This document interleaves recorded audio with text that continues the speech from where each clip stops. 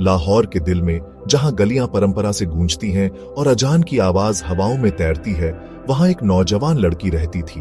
अमीना नाम था उसका।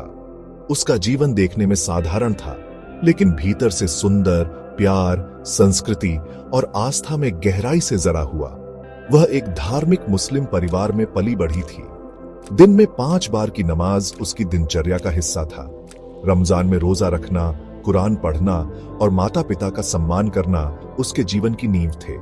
उसके माता पिता ने उसे सम्मान, विनम्रता और खुदा का डर सिखाया था, लेकिन परंपराओं की इस गर्माहट में भी अमीना के दिल में कुछ शांत सवाल छुपे हुए थे। रात में पंखे की धीमी आवाज के नीचे जागती हुई अमीना आसमान की ओर देखती और मन ही मन सोचती, ऐ खुदा, क्या तू मुझे देखता है? क्या तू मेरी बातें सुनता है? क्या मैं तुझसे सच में परिचित हो सकती हूं, या तू हमेशा दूर ही रहेगा? उसने ये सवाल कभी जुबान पर नहीं लाए। उसके आसपास के माहौल में सवाल करना खतरनाक माना जाता था, लेकिन उसकी आत्मा बेचैन थी, जैसे एक पंछी जो खुले आसमान के लिए तरसता है। जब वह 18 साल की हुई, उसने साहित्य की पढ़ाई के लिए विश्वविद्यालय में दाखिला लिया। पहली बार वह घर और मस्जिद की सीमाओं से बाहर निकली थी, खुलकर सोचने, सवाल करने और जानने के लिए। वहीं उसकी मुलाकात सारा से हुई। सारा शांत थी, दयालु थी और उसकी मौजूदगी में एक ऐसी रोशनी थी जिसे शब्दों में नहीं बांधा जा सकता था। वह एक मसीही थी, लेकिन उसने कभी उपदेश नहीं दिया। वह बस अपने जीवन में यीशु के प्रेम को जीती थी, शालीनता से, सच्चाई से, खुशी से। कॉफी और कक्षा के नोट्स के बीच उनकी दोस्ती शुरू हुई, लेकिन अमीना को सारा में कुछ खास महसूस हुआ। उसकी आंखों में एक गहराई थी, एक शांति जो भीतर से आ रही थी। एक दिन बारिश के दौरान वे एक जगह बैठी थी। अमीना ने सारा से पूछा, तुम हमेशा इतनी शांत कैसे रहती हो? तुम्हें इतनी शांति कहां से मिलती है? सारा मुस्कुराई और बोली, यीशु से। अमीना चौंकी, यीशु? सारा ने सिर हिलाया, मेरे लिए वह सिर्फ एक नबी नहीं है, वह मेरे उद्धार करता है, मेरे मित्र। उन्होंने मुझे माफ किया, मुझसे तब प्यार किया जब मैं खुद से भी प्यार नहीं कर पाई, और वह हर दिन मेरे साथ चलते हैं। उस रात अमीना को नींद नहीं आई। उसने चुपचाप अपने मोबाइल में एक बाइबल ऐप डाउनलोड किया। उसका दिल कांप रहा था और उसने धीरे धीरे यूहन्ना रचित सुसमाचार पढ़ना शुरू किया। आदि में वचन था और वचन परमेश्वर के साथ था और वचन ही परमेश्वर था। ये शब्द उसके भीतर कहीं गहराई में उतर गए, एक ऐसा सत्य जिसे वह समझ नहीं पाई, लेकिन महसूस जरूर किया। रात दर रात वह उन्हीं वचनों पर लौटती, कंबल के नीचे चुपचाप पढ़ती, किसी के देख लेने के डर से। यीशु के चंगाई देने, क्षमा करने और तिरस्कृतों से प्रेम करने की कहानियां कुछ उसके भीतर जाग उठता। और फिर वह स्वप्न आने लगे। एक सफेद वस्त्र में पुरुष एक लंबे गलियारे के अंत में खड़ा होता।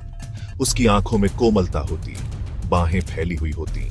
उसका चेहरा साफ नहीं दिखता था, लेकिन अमीना को महसूस होता था वह जानी जाती है। वह आंसुओं में जागती, दिल धड़कता, आत्मा कांपती। आखिरकार उसने सारा से यह सब बताया।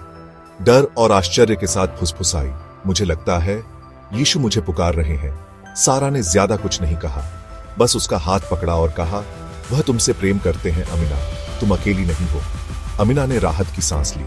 सारा की मुस्कान ने उसे और भी हिम्मत दी। दोनों ने एक दूसरे को गले लगाया और फिर वे साथ साथ चलने लगे। अमीना ने भविष्य की ओर देखा, उम्मीद से भरी। सारा ने उसके कंधे पर हाथ रखा और कहा, तुम्हारे साथ हमेशा रहूंगी। अमीना ने मुस्कुराते हुए कहा, धन्यवाद सारा।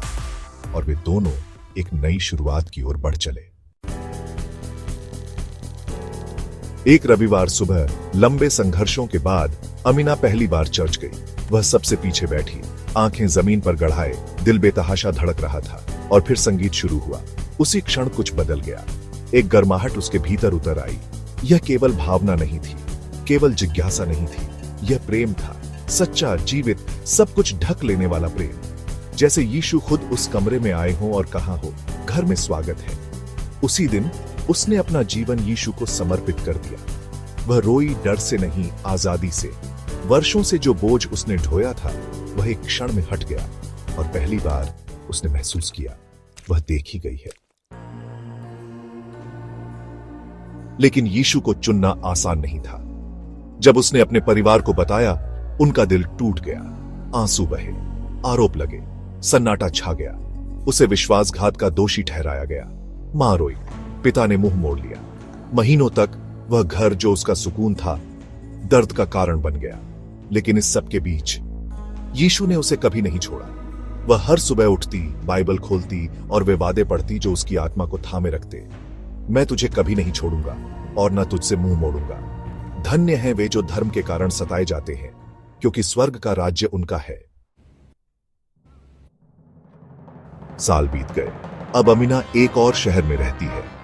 वह उन स्त्रियों के साथ काम करती है जो सच्चाई खोज रही है, जिनके पास सवाल हैं जैसे कभी उसके पास थे। वह उन्हें मसीह में उत्तर ढूंढने में मदद करती है, उनकी कहानियां सुनती है, अपनी कहानी बांटती है। और जब कोई पूछता है क्या यह सब छोड़कर यीशु को पाना सच में इसके लायक था, तो वह मुस्कुराती है, आंखों में आंसू लिए हुए, और कहती है, मैंने सब कुछ नहीं खोया, मैंने सब कुछ पा लिया। मैंने खुद को नहीं छोड़ा। मैं वही बन गई जो मैं सदा से बनने के लिए बनाई गई थी।